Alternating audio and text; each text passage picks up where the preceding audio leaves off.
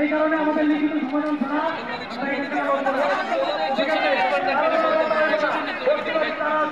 কেউ ধরবেন না। আর দয়া করে কেউ উল্টাপাল্টা কথাও কইবেন না, কোনো সরকার বিরোধী কথাও কইবেন না। আমরা কারো বিপক্ষে না হয়, আমরা কর্ম করি, আমরা কর্ম করবো, আমরা বড় লোকেরই মাথায় কাজ করে রাখাই।